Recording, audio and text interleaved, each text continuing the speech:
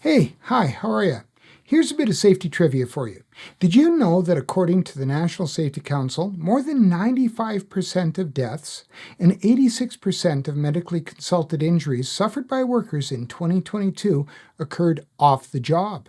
In fact, 24 times the number of deaths occur off the job than on the job, and over 6 times as many medically consulted injuries occur off the job, most likely at home. Can you verify that?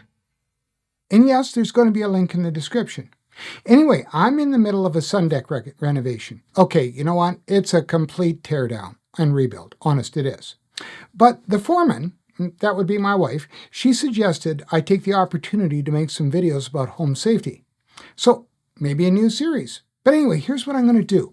In a minute, I'm going to show you a picture I mocked up, and you can pause the video and comment on the hazards you see. In the next video, I'm going to address those hazards based on your comments and then introduce a new picture, and we can repeat the process. Let's see how far it'll go. Maybe it will become an addition to the channel. Okay, you ready? But just before, I want you to remember that, even consider this. When I was mocking this up, these are some of the things that I see just in my neighborhood or around town when I'm just casually watching stuff and looking at stuff.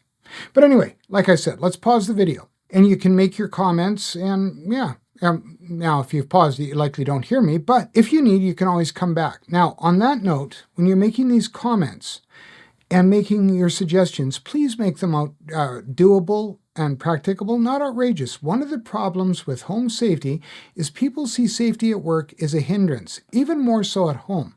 If we make our suggestions doable, people are most likely to do them. Just a thought. Also, do me a favor, no comments about the weight gain. Maybe you put on a few pounds. Okay, I took 6 months off of running and working out due to some injuries.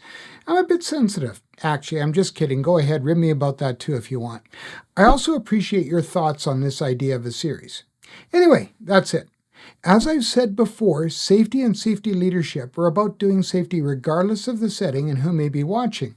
On the note of who may be watching, it's Father's Day today, so dads, keep this in mind when you're working around the house.